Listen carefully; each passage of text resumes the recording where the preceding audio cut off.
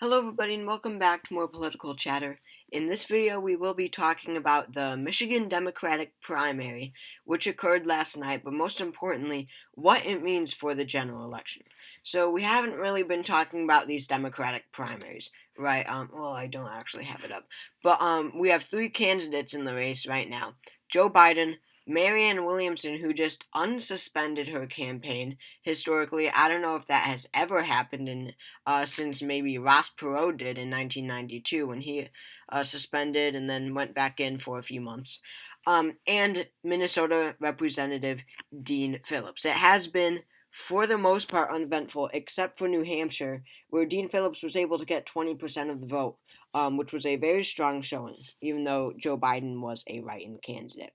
But last night, in the Michigan Democratic primary, it wasn't Marianne Williamson or Dean Phillips who really posed a serious threat to Biden, although both did pull in a good chunk of voters, 22,000 for Marianne Williamson, despite having dropped out of the race. So she would have done really well if she was in the race at that time. And Dean Phillips got 20,000 votes. That's 3% and 2.7%. Not bad for them. But the second place contender behind Joe Biden was this uncommitted option on Michigan presidential ballots. So what does this even mean? I know I had a few commenters that I didn't get to. So watch this, you guys. Well, uncommitted is an option listed on every Michigan primary ballot and presidential that being for the primaries. And uncommitted basically means uncommitted delegates. So you are voting for Michigan's state delegates to the Democratic National Convention in, what is it, August, I think? July, August, somewhere around there during the summer. Of course, the Democratic National Convention will be held in Chicago, where the delegates officially pick the candidate. Well, you can vote for who you want the state's delegates to go to. You could vote Biden if you want Michigan's delegates to vote for Biden, Williamson, or Phillips, or you can vote uncommitted, which means you can just let the delegates vote for whoever. You just, whatever. You don't care who they vote for. You allow your delegates. The delegates have full control, not the people. So that was an option. There was a campaign to fill this option, to vote for this option, leading up to the Michigan Democratic primary, and it was pretty successful. Not necessarily percentage-wise, but really how many votes they were going to get. This uncommitted option tends to get about 20,000 votes every Democratic primary. I mean, it's really strange how it always has been 20,000 votes for quite some time now. In 2020, the uncommitted option won 19,000 votes. In 2016, Bernie versus Hillary, which was a very contested race here, uncommitted won 22,000 votes when you round. And in 2012, Obama won this primary with 89% of the vote. Uncommitted won. Whoops. I'm sorry. Okay. Well, I guess we don't have the raw votes, but other candidates, I think, um, is mostly uncommitted. I believe that would include uncommitted.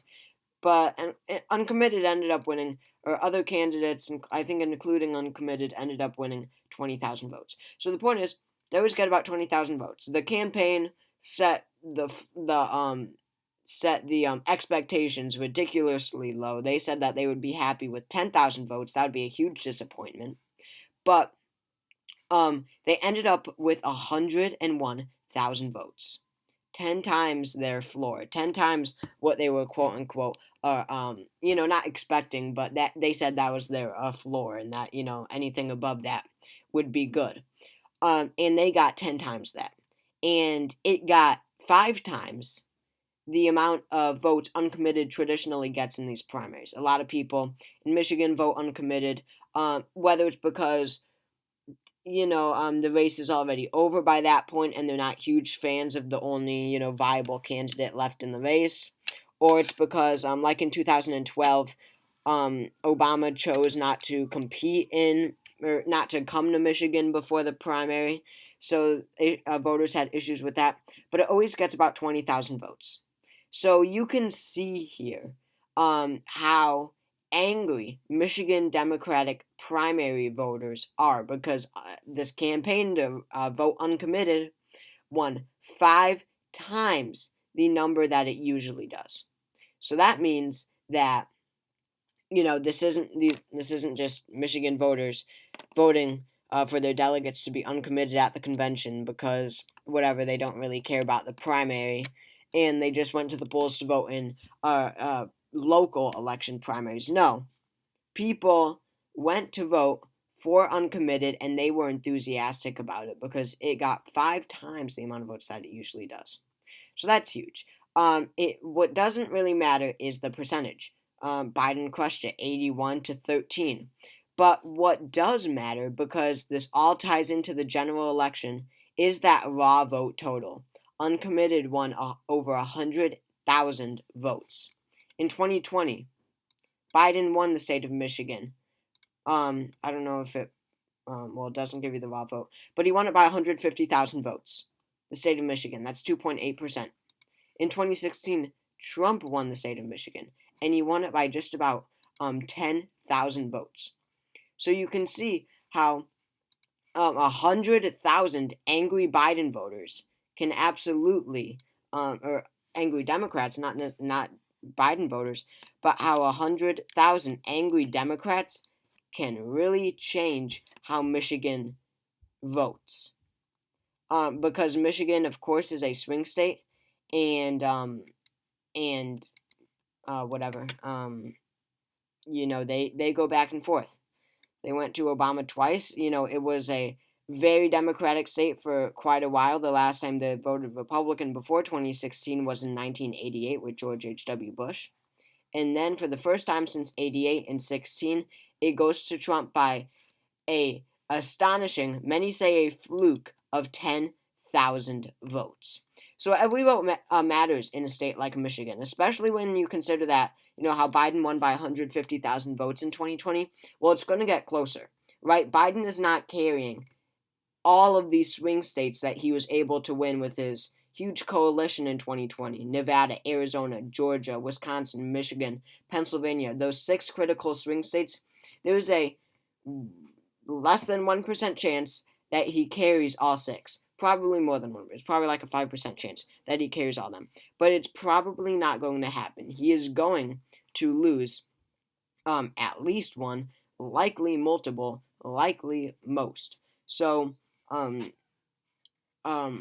was even my point? So, the fact of the matter is, 2024 will be a much more Republican year than 2020 was, right? The popular vote is Trump plus 3 right now, according to polls. In this day in history, it was Biden plus 5.4 in 2020. So Trump is doing 8.4% better right now than he was 4 years ago in 2020. So Biden has to make up so much ground from today to election day, and he has to get lucky. And this 100,000 angry Democrats over his war, or over his support of Israel in the war in Gaza, can when there's 100,000 angry Democrats, it certainly doesn't increase your chances, and it only makes you more unlikely to carry the state of Michigan, which is a critical state in the 2024 elections. And you can see, this really demonstrates how his coalition, as I mentioned, that everyone likes to talk about in 2020, is just completely dissolving. His coalition in 2020, African Americans, young Americans, labor, Arab Americans, all races, people, all people of color. That was his coalition. In 2024, we already see a very key factor in his 2020 coalition, fizzling out, getting out of that coalition, that being younger voters. You heard so much about Dearborn in Wayne County, I believe. right outside of Detroit. The largest Arab American population in the country lives in Dearborn, Michigan. Michigan is the most Arab American state in the country. Um, it, this uncommitted vote didn't just come from Dearborn.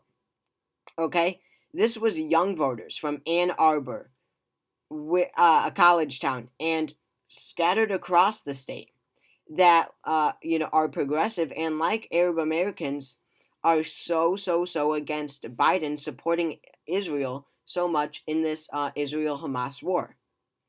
So this one critical key voting bloc, that being young voters, progressives who carried him to the presidency in 2020, and they were unsure if progressives in Congress would you know, would stop these more moderate bills coming through. Well, that's not the problem. It's progressive voters in his reelection campaign that's the problem.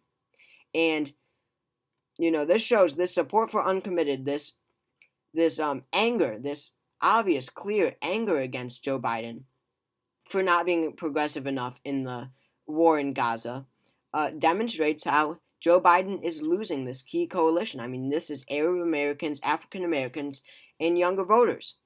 Um, Progressives, not so much Arab Americans, obviously, but most critically, these younger voters who are progressive, and really, it's not looking like they're going to vote for Biden after this huge number. I mean, a lot of people are really upset about this war in Gaza. I mean, this is like a very key make or break issue for a lot of these younger voters, and he's losing that.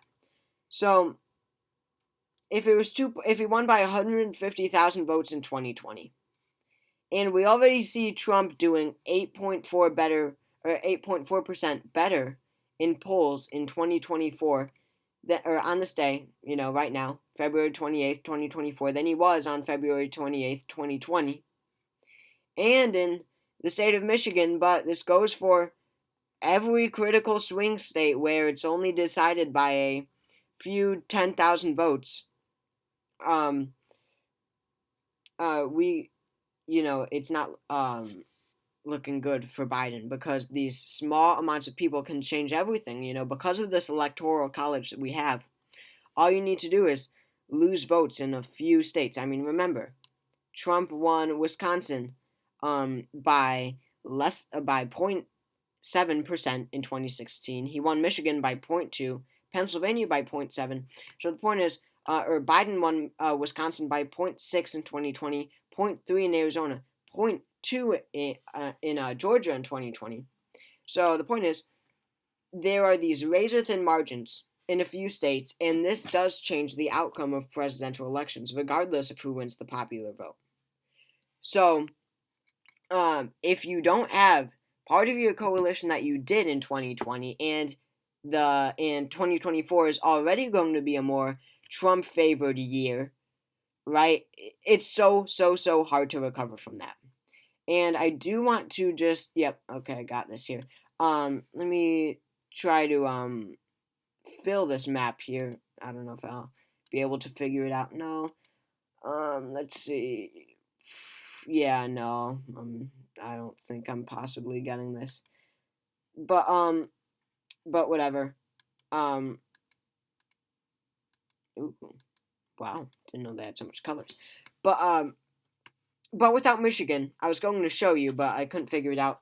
But what I was going to show you is that Michigan is there's nothing without Michigan, right? I mean, Michigan has 16 electoral votes is critical.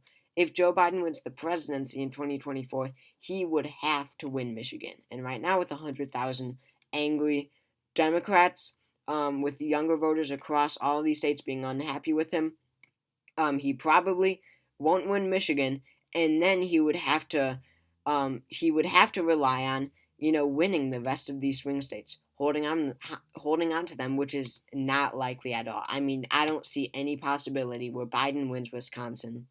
I see a very little possibility that he wins Nevada.